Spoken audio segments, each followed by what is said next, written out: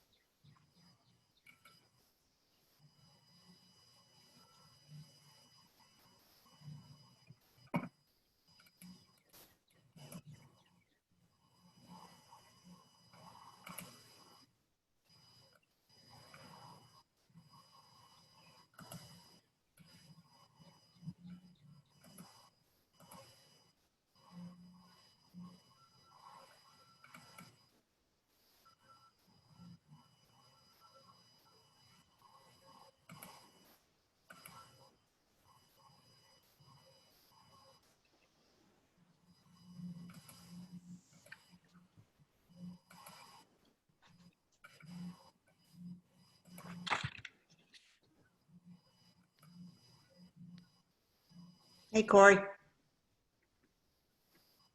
Morning. Hey, Jack. Hello. Mark, how are you? Hey, how are you, Linda? Good.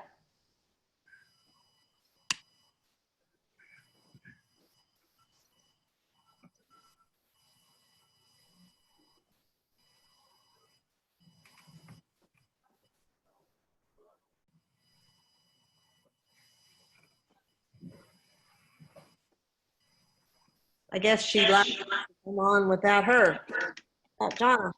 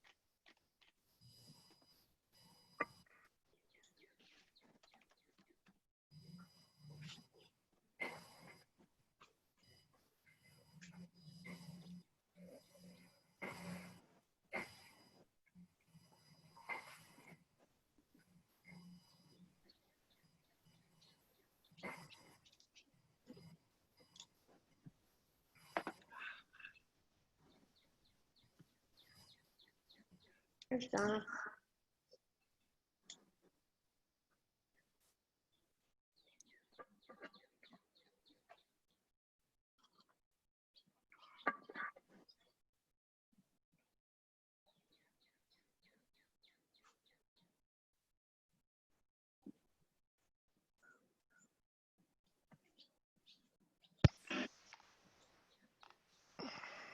Morning, everybody. Hello. Morning. Good morning. Had to go close the door to my laundry room. My washer's running, making too much noise. Oh, you look like you're at OEC. We told them that we needed a Zoom background, but I'm not sure if I can stand it because now your head here. Let's see.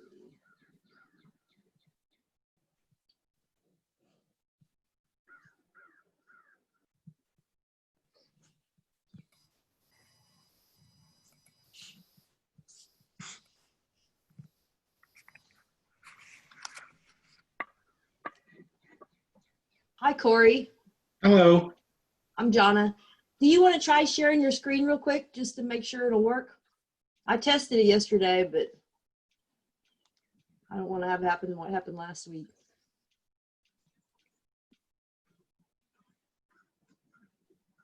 Yeah. Okay, excellent. Thank you.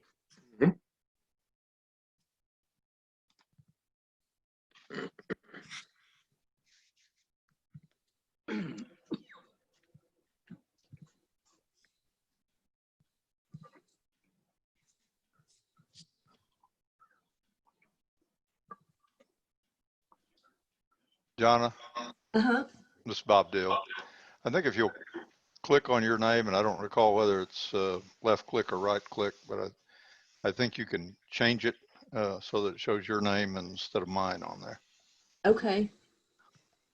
Yes, I was going to tell you that. There's a way to do that. So I right click on the name. Try it and see. I don't recall whether it's a right click. Oh, rename, yeah. There you go.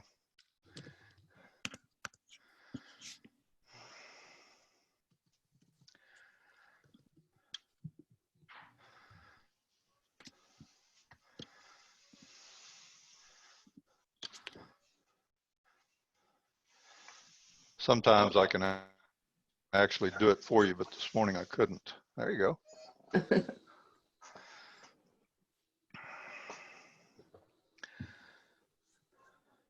Corey.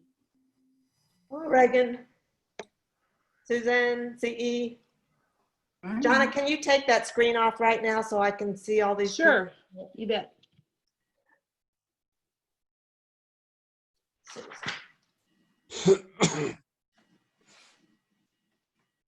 CE, something's flying past your head there. Chase Yeah, T was that's my comment. My sister is on here, Corey's mother. She's not showing her video though. Can you hear us, Marianne? Yes. Okay.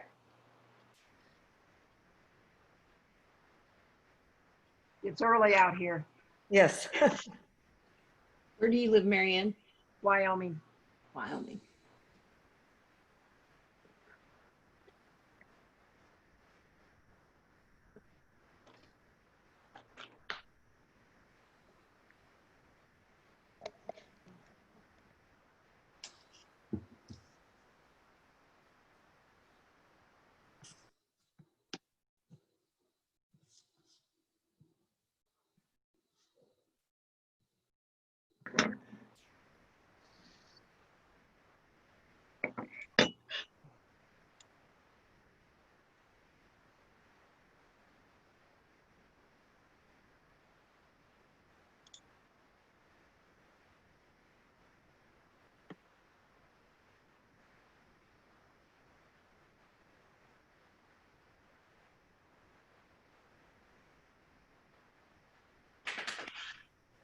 Honey?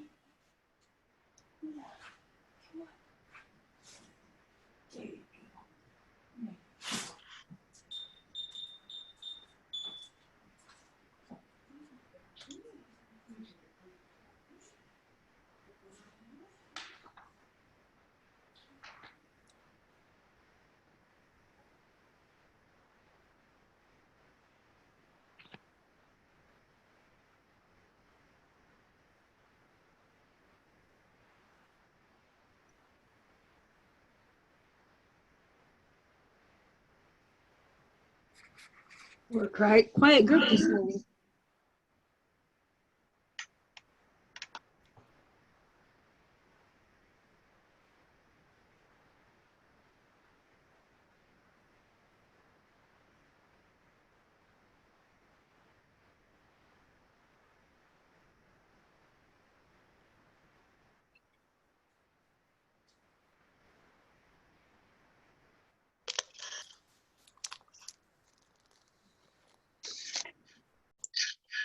Connie, Morning, Connie.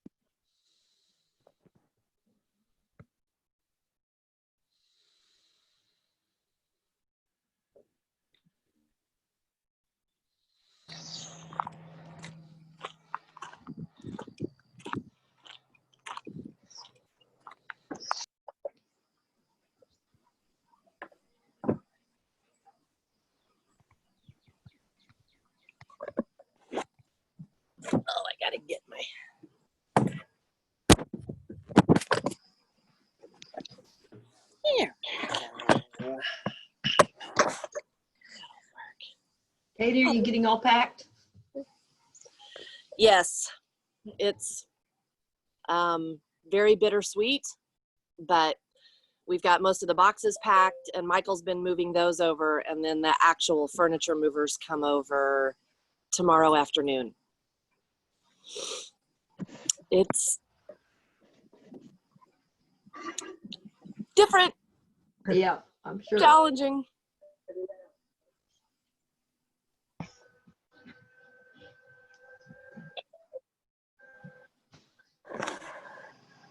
Good morning. Good morning. Good morning, Polly. Good morning, Bill. Good morning. Polly.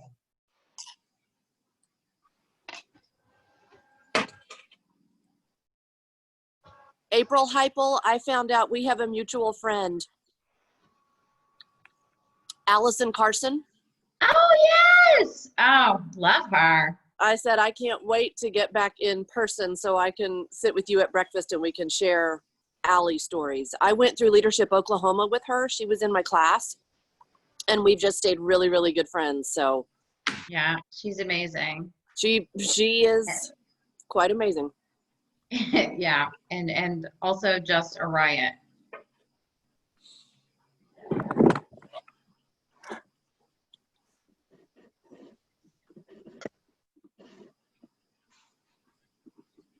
Good morning, this is Virginia. Hi, Virginia. Hi, Virginia. Morning. I hope y'all are doing good today. I'm looking forward to our speaker. Me too. No pressure.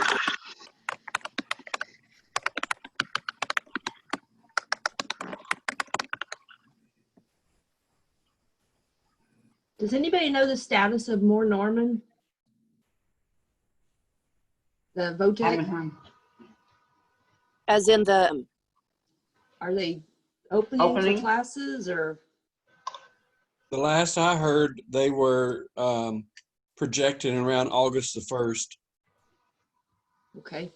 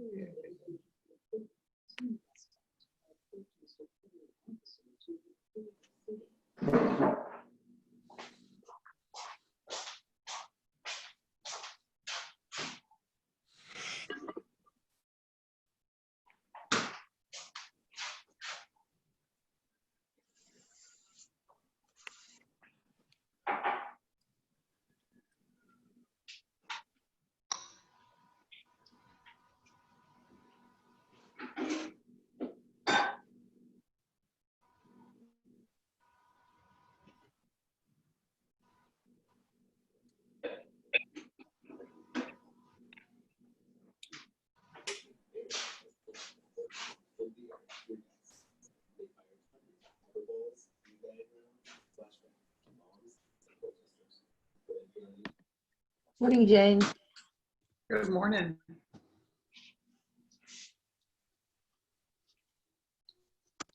Hey, Jane, did they have a school board meeting yesterday or something? They did. And? And Well, we're still having school. So we've altered the options we're giving parents. There's kind of a fourth option that will allow parents to do like online virtual education, but with an NPS teacher, though it may not be a teacher at their school site that their child goes to. Anyway, but it's just, you know, like I feel like, you know, we're all kind of frustrated, but it's, you know, the frustration comes because we don't know, but, you know, that's because we're waiting on decisions or guidance from the State Department of Education or the governor's office. You know, there's only so much, there's only so much that our local school board has control over as far as decision making. So anyway. So it's still on track for August 17th? Yes. Yep. We're going to start August 17th one way or the other. we just don't, we don't know what that looks like yet. So, you know, it's just, you know, decision making is kind of slow, and, you know, gathering information, gathering facts, and finding out what we can or cannot do. You know, just, you know, trying to, you know, and trying to keep keep teachers safe, and like how do you how do you put 2,200 kids in a school built for, you know, not 2,200? Yeah. Oh, I know. But that's why I was asking you, because I've got 3 grandkids who Right. in the school. Well, and I think part of it is like, you know, based on like what our enrollment numbers are for the different choices. Mm-hmm. You know, because, you know, if, let's say half of our students to choose a virtual option, then that helps with the social distancing in the classroom, right? True. You know, so some of it is like you have to have some numbers, you have to have some enrollment data before you can make some of the, you know, you can do some of the work. So anyway, so which is why we've opened up enrollment, you know, sooner. Yeah. Oh, I know. All 3 of mine are going to real school. Yeah. So, well, it's all going to be real. Nothing. I know it is, but there's real and then there's real. Yeah. So, you know, so we've got a new software program called Canvas. OU uses it for kind of as a learning management system, as well as for their online courses. We're receiving training on that starting Thursday. But it's kind of like Zoom, you know, way back in March, with like all of a sudden everybody went from what is that to like everybody using it? Canvas is experiencing a similar rise in popularity. But so that's our secondary tool. Our elementary students are going to be using a product called Seesaw. Okay. You know, like the toy, Yeah, Seesaw. playground equipment. Anyway, but I've been doing some training on that, and that is super cool because it gives, our little students who maybe don't have great reading or writing skills, they can record what they've learned, and they can take pictures using a device, and they can upload that, and they can use drawing tools to kind of, write numbers on screens and things like that. So, and it holds on to those things. So they become like learning artifacts. So it's a digital portfolio of things that the kids have learned. So, wow. That does sound so interesting. it's got a lot of cool features in there for those pre-literate students, I'm gonna have to go over there. So anyway, so yeah, we're getting ready in a variety of ways. So Thanks, Jane. yeah. Probably more than you wanted to know, but that's what we're doing. No, that's not even quite enough, but thank you. Yeah, call me anytime, Polly. I got lots of information right now. Okay, thanks. Well, I guess we'll go ahead and get started.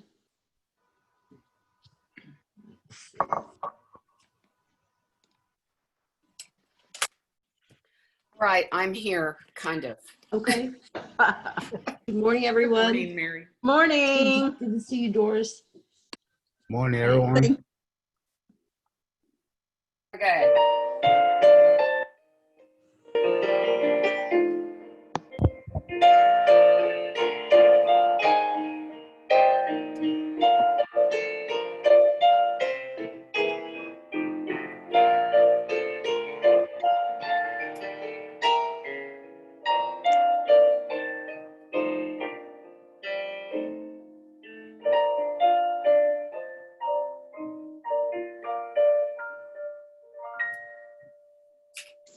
Thank you, Mary. That was beautiful. Okay, the invocation, April Heipel. And this picture is brought to you from Jennifer and Louis Beckett's pool. That's off just of terrible. Facebook. That's just terrible. So I'm Catholic, and the Catholic Church has a prayer for everything. So I went to my handy dandy book and found a prayer for opening a meeting. So I'm going to pray that with you today. In the name of the Father, and the Son, and the Holy Spirit. Almighty God, thank you for the beauty and majesty we see in your creation. Lord, as we plan and share together now, may you guide us by your Holy Spirit and lead us all into all truth. In the name of the Father, and the Son, and Holy Spirit. Thank you, April. Connie will lead us in the pledge and the four-way test. Please join me in the pledge. I pledge allegiance to the flag of the United States of America and to the republic for which it stands, one nation under God, indivisible, with liberty and justice for all. And the four-way test of the things we think, say, or do. Is it the truth? Is it fair to all concerned? Will it build goodwill and better friendships? Will it be beneficial to all concerned? Thanks, Connie. You're welcome. Okay, announcements. First, I'd like to recognize any guests we have. I see Doris Wedge is with us. Thank you. Linda, you want to introduce your sister? My sister is Marianne Collins, Corey's mother, and she is in Wyoming, Casper, Wyoming.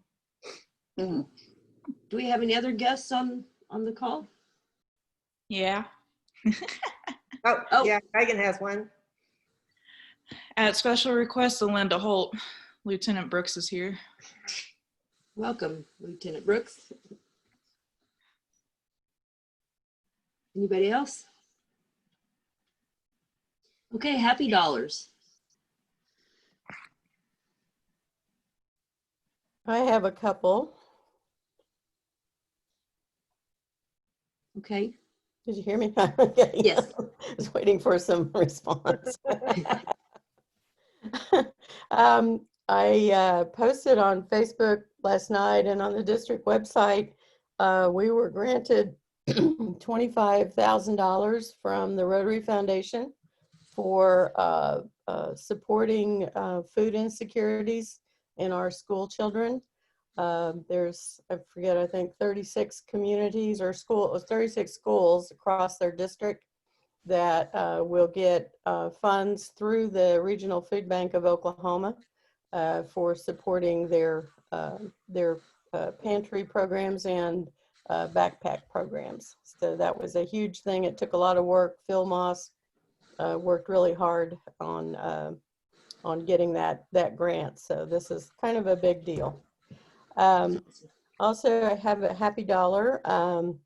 It's more of a bravery dollar, a courage dollar. Reagan sent an email out to the club and kind of bared her soul with a request for odd jobs, and I just want to applaud her for doing that. I think that's great. She worked on my front flower bed, which is, just became a jungle pretty much. And we had a nice conversation. It was great to get to know her through that. And I just want to applaud her for that. Thanks. Thanks, Connie. You're welcome. I have a happy dollar. I got to spend Saturday with my bonus kids and my new grandbaby. She'll be 6 months old, I think, next week, and she's almost crawling. So that was a lot of fun. I have a happy $5, and it goes out for Reagan's help doing odd jobs. She helped me get everything out of my attic, so now I can do something with it. So it was a big help. And it was so awful up there, so dusty. It was awful, but she did it. Oh, we had fun. Did you find any treasures up there, Susan? Oh, you can only imagine. 20 years of treasure. Did you wind up in the attic closet with your homecoming queen sash on and a glass of wine, crying as you went through your high school yearbook? Because a friend of mine called me while she was doing that. Oh, no.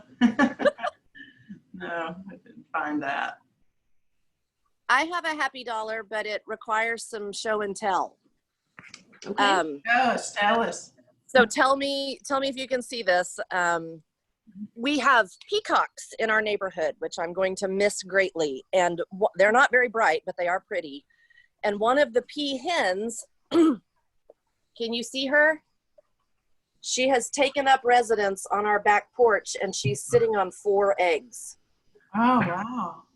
And yesterday there was a huge kerfuffle, all kinds of noise, and it turns out a rat snake had come up and was trying to eat the eggs. Oh. And we chased the eggs off. I mean, the snake off. And she's back in action, so we still have eggs. That's my happy dollar. That's awesome. Pretty exciting. When do you expect to be a grandmother? I don't. A pea grandmother, peacock grandmother. I don't know, because I don't know how long she's been sitting there, and I'm not sure the exact gestation period for peacock eggs. Last summer she did this, and she sat there for weeks and nothing ever hatched, and it turns out a couple of them were cracked. So this is her second or third go around with a clutch, and she hasn't been successful. So we've got our fingers crossed. There's another pea hen in the neighborhood who has had a baby, and that is super fun to see them walking around, but we're still waiting on this one to cook. Hey, Jonna. Yes. Hey, I've got a happy dollar too. This is Jack O'Hare. Hey, I don't get out of the neighborhood. That's all we do is walk the dogs and stay inside or stay in the neighborhood. But this week I got to see Susan Whiteneck on one of my walks. I also saw Mark Sandifer. And yesterday I also got very good assistance from Reagan Danner with our grocery shopping. So thank you, Reagan. Nice, very nice. Thanks. Anybody else? Yeah, I do. I think following up kind of from Kyla Lewis's presentations, I just wanted to kind of share this, that I'm an Atlanta native, and so John Lewis was our representative, and I very much respected him and what he'd gone through and all. So I just want to give a happy dollar just in recognition of him. Thank you.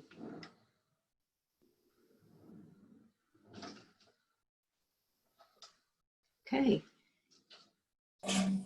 Our fundraiser order is in. So if you placed orders with Taylor, you can pick them up at Visit Norman Monday through Friday, 8 to 5. I think give her a day or two. She needs to go through and organize them and just make sure everything was there that was ordered.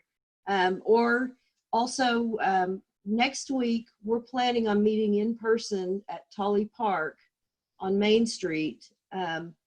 It's an outside venue. There's picnic tables and other chairs so we can social distance. And what we'll be doing is organizing our teams and our fellowship activities that we can start having hopefully very soon. And so keep that in mind. She also said she could bring it to Tully Park, or she was also willing to do drop-offs at your home on your porch if you prefer that. So I appreciate her working on that. I think we've made about $400. It's not huge, but it's something. And so if you want to pick those up, remember Monday through Friday at Visit Norman, 8 to 5. Does anyone else have any announcements? Hey, Jonna. Yes. We talked a couple of weeks ago about the stretch, our Adopt a Street, and I know it's hot, but I was just going to throw it out there that I would go out on Saturday morning about 8 o'clock if anyone wanted to join me, just to kind of work in teams with our masks on and keep our social distance, and we'll be outside and make a dent in picking up litter on Sooner Road. So let me know if anybody's interested here in the next couple of days.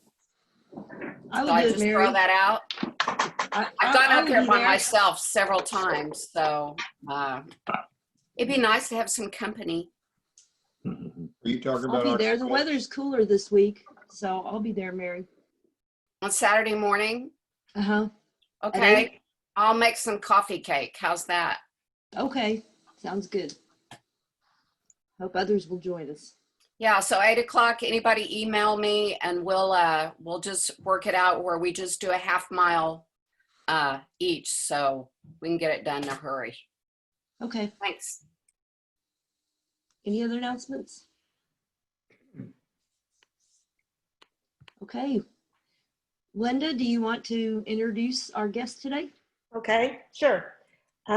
Sergeant Corey Sutton is a police officer with the University of Oklahoma Police Department in Norman. He has served with the department for over 14 years. Sergeant Sutton also served with the Norman Police Department for 8 years. He is the parent of an 18-year-old twin girls with a developmental disability called Phelan McDermott syndrome. He serves on the board of directors for the Oklahoma Autism Center Foundation. And for the past 9 years, Corey and his wife, Tracy, have been teaching a course on autism spectrum disorder and law enforcement. This class has been extremely well received and requested all across the state.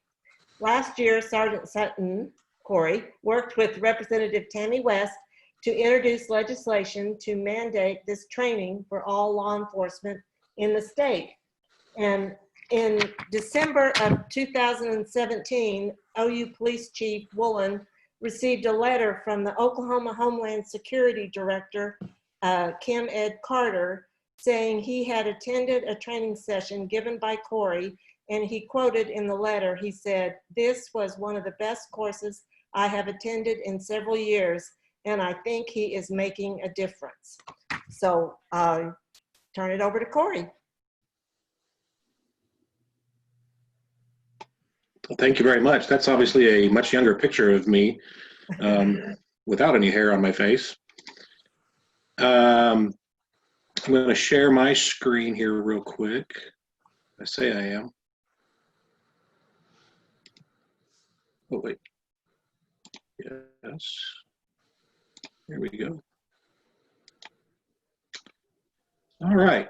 I'm going to talk about today is the actual class itself and why I'm doing it. And please, if anybody has any questions, please feel free to ask. I have no problems with questions.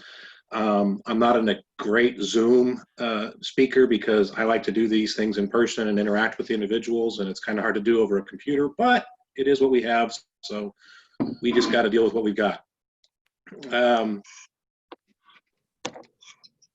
So a little bit about me, like Linda was saying, I've been a law enforcement officer since 1996. I started with OUPD in 1996 up until 1999. In November of 1999, I got hired by the Norman Police Department and I spent 8 years there. In December of 2007, I decided I was done with police work and left. I got a real job as a draftsman for an iron company. That happened to be in 2008 when the economy crashed. So I lost that job and I called OUPD up and they took me right back, no problems. I've been back with them since March of 2009 until the present. Like Linda said, I have twin girls who are now 18 years old and they have something called Phelan-McDermid syndrome. It is not autism, but a lot of the characteristics are very similar. A lot of the symptoms are the same. So in a way, it looks like autism and it has a lot of autistic characteristics in it. Been married to my wife Tracy since 1996, and actually the day that we got married is the same day that I was commissioned as an officer. So that was a very busy Saturday for us back in 1996. So why this class? These stats I've pulled off the internet, off of different sites off the internet. Individuals with autism are said to have 7 times more likely to interact with law enforcement than those without, and just that number alone should be kind of scary, but the next one's even worse, that 50 to 80% of an officer's encounters are with a person with a disability. Now that's not just autism, that's any disability. And that stat comes from the ARC, and the ARC is a nationwide group that is about advocacy and awareness trainings for people with all types of disabilities. Officers' lack of awareness, it can definitely lead to departments being sued, bad public relations, someone getting hurt, problem arrests or death. Any of these things can happen and it can look bad as it goes on. And so that's part of why I do this class, is try to change this atmosphere, change this awareness level so that these officers and departments are getting into better resolution with these contacts.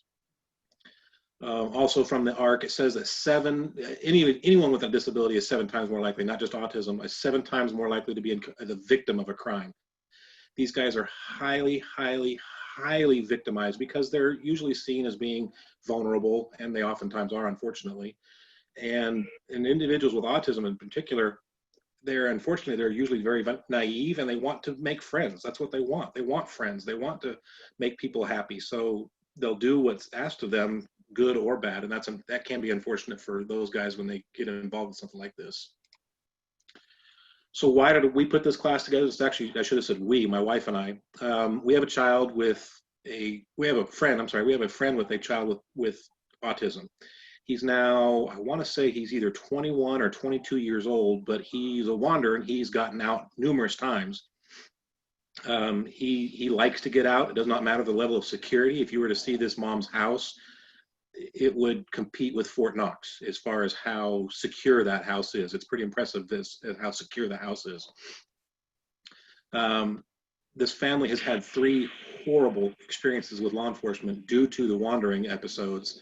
And basically the officers that had got involved had little understanding of what autism was, what it dealt with, what he was experiencing, and what the family was experiencing. And because of that, it just went south really fast. And again, I'm trying to prevent that from happening from here on out. Let's look at it this way as far as why I do this class. And this will give you an example of why we do this. as a law enforcement officer, as me as a police officer, if I ask you a question or I give you a command, what do I expect from you? Well, usually it's an immediate response. I usually want you to, sit down or answer the question that I gave you, and I want it pretty quickly. These individuals on the spectrum, they're often incapable of doing this. It's not they don't want to. It's not that they're trying to be evasive or anything like that. They actually oftentimes are not able to physically or mentally respond immediately to a question or to a response or a command like sit down. They can't physically do it or mentally do it. According to this study that I have found online, it could take up to 11 seconds to respond to a question or a command. 11 seconds. I can tell you that in law enforcement world, 11 seconds is an eternity. If I tell you to sit down or I ask you a question and you take up to 11 seconds to answer that, I'm probably going to change my tactics a little bit because I'm getting antsy, I'm getting nervous that you're being evasive, you're trying to find a way out or whatever. So that 11 seconds can make a big difference in someone's world. So without awareness, this 11 seconds allows us, well, it doesn't allow us, it has us step up our actions, often leading to negative results. We get into, I call it a Jacob's ladder, that if I step up, the individual has to step up, and then I have to step up more to overpower them, and you can see where that goes. And the end of that ladder is not good for really anybody involved, either the departments, the officer themselves, or especially oftentimes the individual themselves. So that's why I'm trying to do this, is to limit these number of negative incidences as much as possible. And I have gotten response back from several officers over the years now saying that, hey, thank you for this class. I was able to use some of the tactics you taught us in a situation and bring it back to a more quote unquote normal resolution than having to go out to another direction, which I always like hearing those things. It makes me very happy to hear. To date, I've taught over 1,800 officers across the state of Oklahoma. I have been pretty much all over the state of Oklahoma. The one region that I have yet to really venture into is southeast Oklahoma, but I've been pretty much everywhere else in the state of Oklahoma. Well, never been to the Panhandle, which I understand I'm not missing much by going up there, or not going up there. But I have been all over the state of Oklahoma, almost border to border. The University of Oklahoma Police Department has been a massive, massive supporter of this class. They have, without fail, allowed me to conduct over 90 classes, and they let me do it on department time. Anytime I have a class that opens up, they are very supportive, and or scheduled. They're very supportive, and they want me to go do it. So I'm really proud of what the department has done with me. They have sent me to other conferences and trainings across the state, and actually into Texas as well for some, to try to get more information on this to improve the class as much as possible. So I really, really do appreciate the department for that. Rarely do I do the same class 2 times in a row.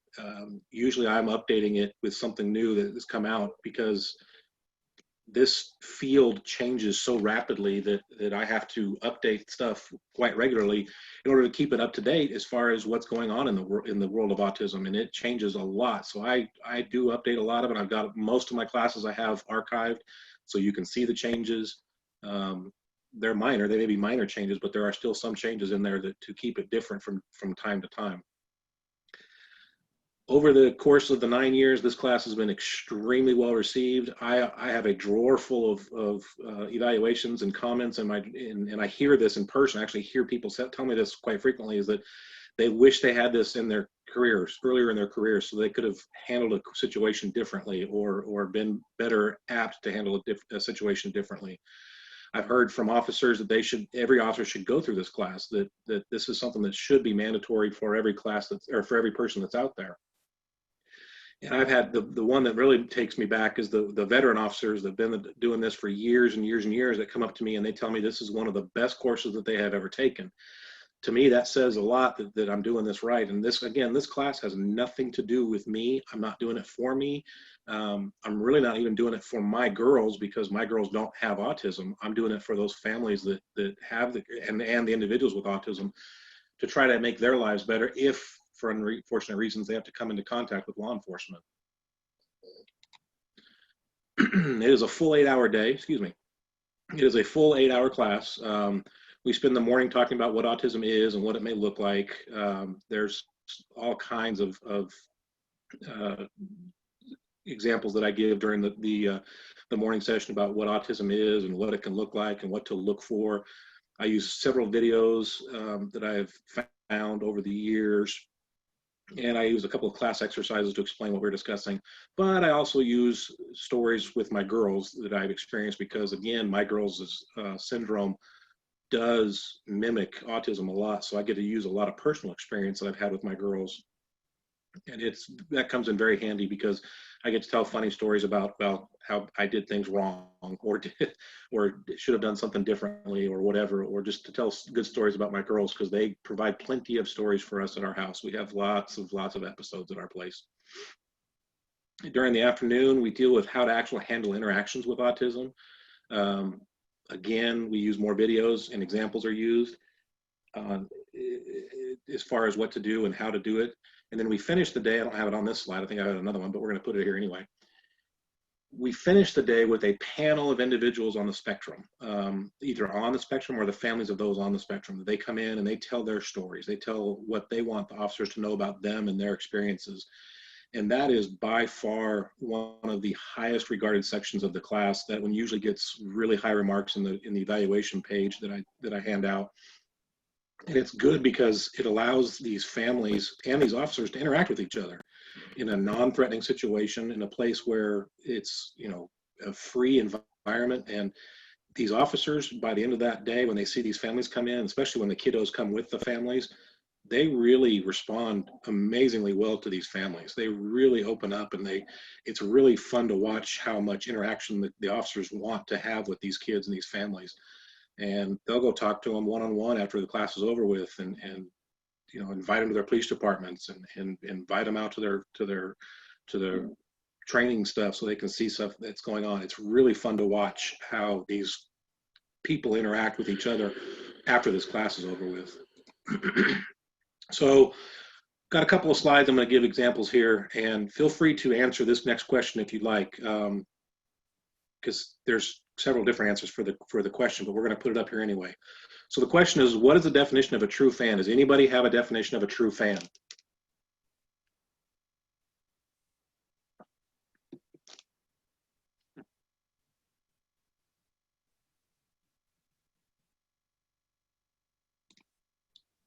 Excuse me, is this a true fan? Is it someone who follows their team religiously, never ever misses a game, knows the stats of every player, past, present, future, probably even? He knows everything there is to know about his team. Is that really a true fan? Or is this a true fan? Excuse me, something that's powered by electricity, has multiple blades, and it spins around moving air really fast. Well, the real answer to that question is that it just depends on what you look at it and depends on how you view it. A person with autism is usually and often very, very, very literal. So their definition of a true fan could be anything of the above. It depends on what their perspective of it is. However, I will say that when it comes to someone with autism who looks at it slightly differently, this is not a fan. He's a fanatic. So in other words, a fan is short for fanatic. So that for many of them, a true fan may actually be the electronic one. And this is a fanatic. He's not a fan. They don't shorten the word fanatic. They say it as true as it is, a fanatic. And they're very literal thinkers. And that can be really challenging. To be that literal of a thinker can be really challenging for those of us who don't think in that world. And I'm going to tell you that none of us operate in that literal world. Even parents with kids with autism have a hard time operating in that literal world, and it can make it very challenging. I'll ask you another question that's a literal based question. That's simply this: how do you tell someone to make a peanut butter and jelly sandwich? You tell them, not show them, but tell them. How do you tell someone to open a jar? How do you tell someone how to open up a loaf of bread? You can't show them. You have to be very literal with your words, and it is a challenging experience to do that because none of us think that way. When we tell someone open a jar, we know, or we expect that they know how to grab the jar, grab the lid separately, turn the lid in a counterclockwise direction until it comes off. But all of those are steps that have to be taken that we don't think about when we're giving directions to people. We literally, I mean, we go off of the presumption that people know how to do it. But when it comes to literal speakers, you may have to go that deep. You may have to go to the point where grab the jar with your left hand, just the jar, not the lid part. Now, hold the jar really tightly with your left hand, grab the lid with your right hand, and turn it counterclockwise. Well, if they don't know what counterclockwise is, turn it to the left. You may have to be really specific with these guys, and that can be really challenging for all of us involved. And that's not just law enforcement, that's everybody that's out there. Another example is simply this one. Again, I'll use it as a police officer this time. If I tell you to sit down and I point towards a, kind of generally point towards a curb over to my west of where we're standing, if I point to that curb, you would pretty much assume that I want you to sit on that curb, and you would go sit on that curb. Well, with someone on the autism spectrum, if I'm pointing to the west, I could be talking about Albuquerque for all they know. They don't have any idea where I'm pointing to because I'm not being literal. That can cause some problems with someone on the spectrum and law enforcement, because again, as a law enforcement officer, if I'm pointing in the general direction of a curb saying sit down right there, that doesn't necessarily mean anything to them. So when they walk past that curb, it could maybe really spin up an officer, and it could really cause some issues during that contact. And that's what I'm trying to stop and trying to prevent and trying to help with more than anything, is officer understanding and awareness of autism so that they can understand and hopefully respond better to these things. This is a great example of how we as in neurotypicals, anyone that does not have a intellectual or developmental disability would be classified as neurotypical. You can't say the word normal because there is no normal. We're not normal people. There is no such thing as normal, because I guarantee you that my normal is different than anyone else's that's on this presentation, and that their normal is different than anyone else's as well. So there is no such thing as normal. But when it comes to communication between neurotypical individuals, only 7% of the words that we speak is actually part of the communication, just 7%. The rest of it is actually governed by body movement, facial expression. Tone of voice is a huge thing, and it really can make a difference in how things operate. And if you think about it, all of us have experienced, well, hang on, let me click this one. When it comes to someone with autism, this is what their communication is like. They hear 93%, they hear the words that you're saying. Those other 7% is garbage. It's just trash. They don't understand facial expressions. They don't understand body movements or positioning or anything like that. And that really causes a hiccup with all of us, because us neurotypicals, because again, we expect our tone of voice to carry 38% of that conversation. We expect how we're presenting our body and how we're doing our body language to carry 55. That's over half the 55%. That's over half the communication we expect our bodies to exhibit. And if these folks aren't seeing it or hearing it or understanding it, it can really cause some problems with these guys. And I can promise you, I can guarantee you, every one of us out here, every one of us in this presentation today has experienced what I classify as autism communication, because all of us have cell phones, and every one of our cell phones has text messages and emails on them. Well, guess what's missing from text messages and emails? Body language and vocal cues. All you're getting is the words. And can those words be different? Can they actually mean different things to different people? Absolutely they can. And that's where we have actually experienced this before. Have you sent a text message to someone, and when you read it back to yourself, you go, oh, I better clarify because that doesn't sound right the second time I read it? Yes, we've all done that. Or you get that one word response from somebody that you're not real familiar with, but you maybe you're a coworker with them, but you get that one word response and you're like, did I make them mad? Are they okay with this? What's the deal? And again, it's that missing body language and missing vocal cues, because we don't have any of that. We don't carry that in our text messages or emails. We started to. We've introduced emojis and things to our text messages to try to get more communication across, to make our point clearer, but it really is missing from this. So we have all experienced this type of communication. So more about the class itself. It is free of charge. I don't charge anything for this class. It is something that I do on my dime, or it's not even my dime, it's the department's dime actually, but still I do it for free. I don't charge the hosting agency, and I don't charge any officers to attend. Not just officers, but anybody, and I do mean anybody can attend. You do not need to be in law enforcement to come to my classes.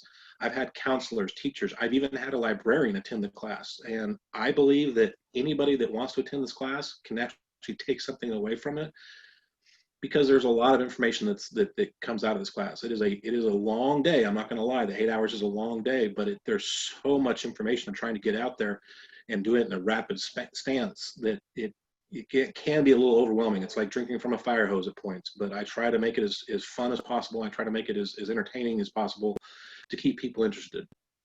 All I need to do the class is a location and people to talk to. That's it.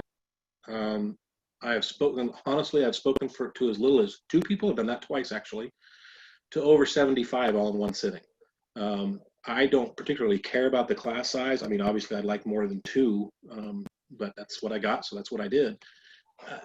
I just like to have class participation. That's my biggest thing. And usually in the morning, it starts out very slow, the class participation, but by the end of the day, it gets a lot better, and I have a lot more participation in the class. And the way that I teach is I ask lots of questions. I don't just talk to them. I ask lots of questions to the class and try to get them to interact with me as well. And obviously that helps to open up that communication bridge, and it helps us to work together basically. So that is the end of my little presentation. Does anybody have any questions? And also here is my contact information. If you want any information from me about any of this stuff, please feel free to contact me. I will answer emails. I answer my cell phone. That is my cell phone number that's on there. So I always have my cell phone on me. Well, not always, but mostly. I try to answer emails as quickly as possible because I get my emails on my phone. And that's... I have a question. Oh, Keith, are you first? Yeah. Where does autism come from? Is it a birth thing? Is it something that can be acquired after birth, or where does it come from? The answer that we have at this point right now is we don't know. We don't know. They believe that it is from birth. They believe there's a genetic tie to it. They haven't been able to track that down clearly yet, though, and that's part of the problem, is they don't really know what it is. They have proven, they have disproven that vaccines cause it. They have shown that the vaccines do not cause autism. What they cannot prove, though, is, are vaccines a factor in autism? Are vaccines possibly being, kicking off some of those genetic mutations if they have them, which is very possible. They just don't know for sure on that one. So the answer to that question is we don't know still to this day. We don't know what it's coming from. We don't know where it is or what it's happening or why it's even happening. The numbers keep going up. When I started this class, it was 1 in 110 births. Now it is 1 in 54. So it's doubled its rate almost. And again, why? We just don't know. Is this something that's been in our society for a long time and we just called it something different? Like when I was a kid, did we just call them retarded or something? Or more than likely, I would say yes.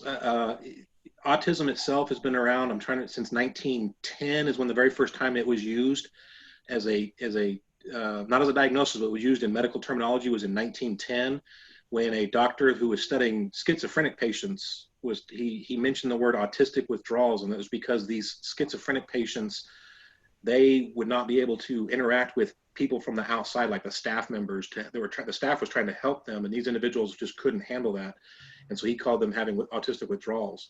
In 1943 was the very first time that it was diagnosed as a medical diagnosis, and that was by Dr. Leo Kaner here in the United States. And as it turns out, the very first patient number 1 was diagnosed with autism is still alive today. He lives in Forest, Mississippi. So kind of cool that he's still alive. So it's been around for quite a while, yes. Corey? Yes.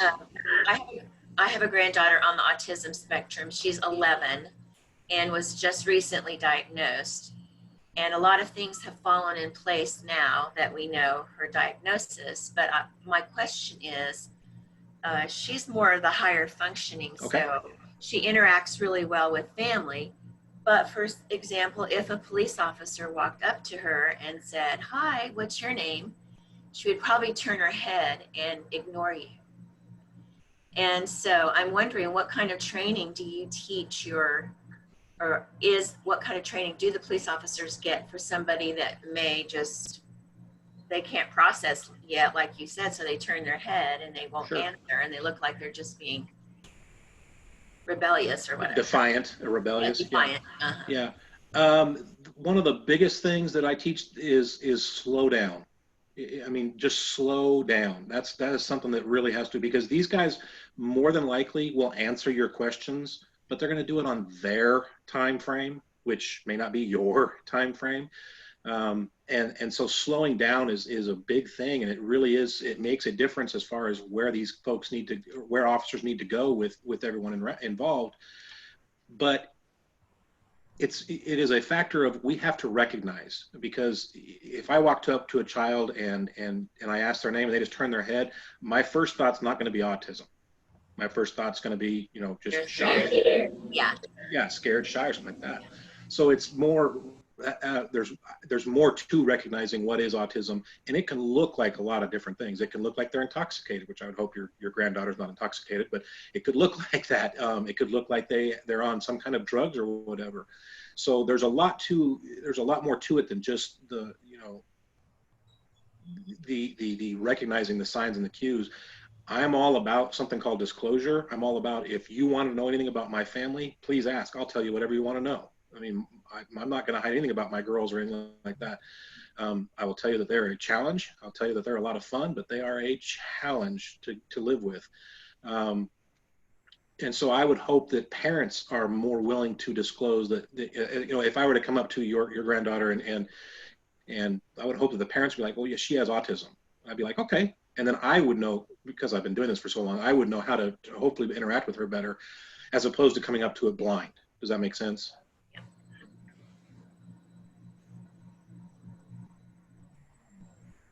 April, you have a question? Well, my question was very similar to Denise's. So my daughter is 12, almost 13, and she has autism. She's not as high functioning as what Denise mentioned. And I was kind of wondering, is there, I was going to ask the question, like, should I condition my daughter to be comfortable around police, and is there a manner in which to do that, and so that she doesn't feel afraid based on media and all of that kind of stuff, so that she can say, I have autism, if she were to be in this situation. She never leaves the house, so I mean, she's not a wanderer, but I'm just wondering what I can do on our side to help the situation. Absolutely. If you're comfortable with disclosing, like I was talking about, then absolutely take your daughter, try to set up an appointment at the local police department, your local department, and just go introduce her to officers in uniforms, in non-stressful situations, because I'm assuming when the stress rises, your daughter probably her behaviors and stuff goes downhill. Would I be wrong? Oh, that's right. Yeah. Okay. So we want to do this obviously in a non-stressful situation. So I would take her to the police departments, take her to events where there's going to be police at those events, and try to introduce her to as many as you can. And she may not be wanting to do it or willing to do that. And I understand that. That's something that you have to decide on your own, on your family's side, how that works. You mentioned watching the media. We had a young man, this was back a couple of years ago, one of my panels. This gentleman was 14 years old. He stood 6'3", well over 250 pounds, huge individual, and he was black. And this happened to be back when there was a lot of police officers shooting and injuring black individuals. This was before the most recent one. This was years ago. He came in for the panel, and he has autism, and he's very bright, very intelligent young man. And his mom came with him. And during the panel, his mom asked him, she said, didn't you want to say something to these police officers? And all he did is he stood up, all 6'3" of him, and he had a huge afro. He was a very large gentleman, but he wouldn't look up. He stood up, he looked down at the ground, he looked at his feet, and all he said was, and he said it just loud enough where every officer in the room could hear it, is, "Please don't shoot me." And then he sat back down. And let me just tell you, the wind went right out of the room, because I mean, all of the officers were like, yeah, but he'd been seeing that on the media. And so that it was scaring him, and he didn't really want to have that happen to him. And I get that. And it was a pretty powerful moment right then and there in that room, because of what he's experiencing through the media and what he's afraid of.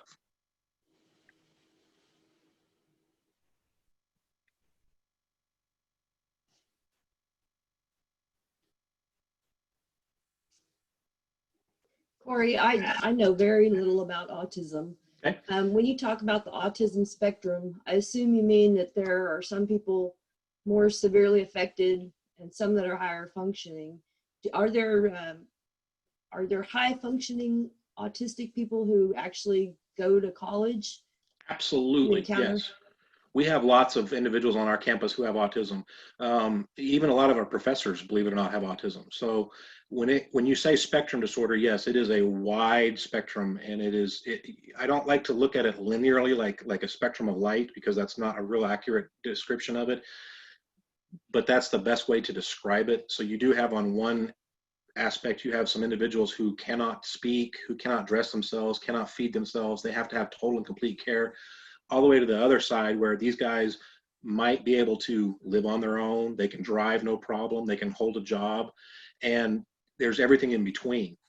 So absolutely, we do have individuals on our campus that we've had some interactions with, some not so good, some okay. We had a gentleman that was in a classroom that I didn't go on this call, I heard about it later, but one of my officers, all my officers have been through this class, so one of my officers was able to take care of this situation, thankfully. He responded to a call where the individual was sent out into the hallway because during the class, he got upset because it was a test day. And one of the teacher's rules during tests was that you had to stay in the classroom for a specific amount of time or you get a 0 on the test. Well, he's very literal, right? So he wants to make sure he's in that classroom. Well, he finished the test really early, and he still had all this time that he had to be in the classroom. He got a little, lack of a better word, agitated, and he didn't get up violent or like that, but he just got up and he started going and playing with the Venetian blinds. He was opening and closing the blinds, opening and closing the flaps of the blinds, and it was disrupting to the class. So the teacher lit into him, and she sent him out into the hallway. Well, one of the teacher's other rules was no cell phone or internet in the classroom. Well, so he's out in the hallway. She comes out to check on him, and he's on his cell phone. Now, did he break the rule? I don't think that he did, because the rule was in the classroom. He's in the hallway. He didn't think he broke the rule because he's in the hallway, not in the classroom. Again, a very literal thinker. So it got their argument got heated to the point where the police were called, and my officers responded to the scene. And one of my officers was able to recognize and ask the young man, "Do you have autism?" And the young man said, "Yes." He asked the teacher, "Do you know what autism is?" And she said, "No." And do you have he kind of was able to get the teacher, let him go home, let him go back to his room. Everything's going to be fine. And we'll call it good from there. And so she actually was educated by my officer about what autism is, just to get him out of that situation that he was in. Corey, I'm sorry. I was going to answer April's question real quick. Yes, I do training during the academy. It's not a full 8-hour day. They only give me 2 hours, so I have to bust through it really fast, but I do at least do it for the Norman Academy. Corey, have you heard of the Canadian comedian called Michael McCrary?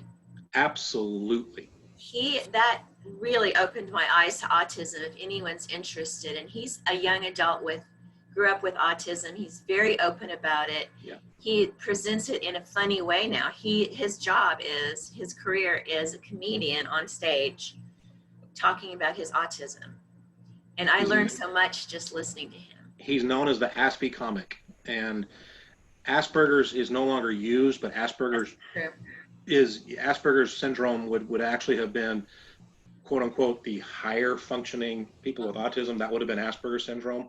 That terminology is no longer used. You'll still hear people say, I have autism. I'm sorry, that I have Asperger's, and all that now means is that they have autism, because again, it's no longer used. But he is quite the character, and he has a Facebook page called Aspie Comic, and he's very fun to watch on that, because every day he's putting some Aspie related information on there that's really quite funny. And I actually include a slide of his in my presentation as well. So.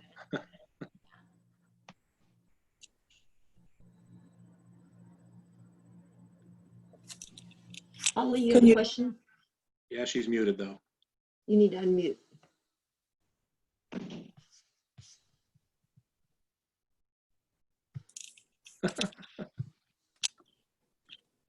Can you tell us about your daughters? What do you want to know? Well, They're 18. They're twin 18-year-old girls. They have the exact same deletion, if you will, of the chromosome 22q13. They do not present the same at all, though. They're very, very, very, very different as far as presentation. One of them is roughly 3 to 5-year-old level, and the other one is roughly 6, 7, or 8-year-old level. And they're very interactive, not necessarily in a good way with each other, but they are very interactive. Alex has a major affinity for DVDs. She loves movies, but like digital copy movies like Netflix doesn't count for her. She has to have the actual hard disk in her hand. She has to have the movie in her hand. Brooke is her nemesis when it comes to that, because when Brooke can get into Alex's room, Brooke loves nothing more than to go in there and open up every single DVD case, take the DVDs out, and toss the cases over her shoulder. And she'll just keep doing that until she gets caught. And we're talking piles of cases by the time she gets caught. And when Alex catches her, it is on. It is World War III, and we have got to ring in the hounds, because it's getting pretty nasty. The only good thing about that for me is Alex likes to put the movies back in the cases by herself, so I don't have to help with that. Thank goodness, because man, I'm telling you, that would be a lot of work. She likes to do it herself. And see, there she is yelling at the door. I already did it. Brooke Brooke, between the two, Brooke really fluctuates as far as what she's able to do. Her behaviors can go up and down. Her abilities can go up and down. She can actually, she'll spend time, right now she's able to eat or feed herself. She's able to talk, no problem, but there'll be weeks where she can't do anything on her own. And we don't know why that's happening. We don't know if that's part of the Phelan-McDermott syndrome or what's actually happening there, but we get her back occasionally, but it's not ever like it was before we got the diagnosis. So. Okay, finally came unmuted. Why? You said they are no longer calling it Asperger's. Why? The DSM-5 came out in 2013, and that is the Diagnostic Statistics Manual. Mm-hmm. That is the Bible that everyone gets diagnosed by, and in that DSM, they classified everything, which they actually had childhood disintegrative disorder, PDD-NOS, which is pervasive. I can't remember PDD, pervasive developmental disorder, not otherwise specified. Asperger's and autism were all different diagnoses. They were different symptoms or syndromes. Those all became autism spectrum syndrome in 2013 when the DSM-5 came out. Okay, because when we would talk about if you had a child with Asperger's, you're talking about a very high functioning child, usually like in a classroom. I'm a retired educator. Uh-huh. And so I was just going, because I've had some kids with Asperger's, and they were very, very high functioning, but they all were just a little different than, quote, the rest of the classroom, just in mannerisms, sure. And everything else like that. So to me, it was like you're giving credence to someone who with high intellect, if you're saying they're Asperger's, instead of just you have them. I just think it would be better to keep them listed as Asperger's, even though that's a thing of autism. For a lot of these individuals that are diagnosed with Asperger's, you will actually hear them say, I have Asperger's, not autism. Still to this day, you'll hear them say that. So I don't necessarily disagree with that statement, because again, a lot of them will categorize themselves as being Aspie or Asperger's instead of having autism. Thank you for today. Absolutely. We had one question. What about the name of the comic one more time? Michael McCreary. Michael McCreary. Okay. Thank you very much, Corey. This was very informative, and I think everyone is intrigued by your topic and your passion. So appreciate you joining us today. Absolutely. Appreciate it. I'm glad I could do it. All right. Well, it's 8 o'clock. So Rotarians, thank you for being here today, and go out and open the opportunities. Bye. Bye.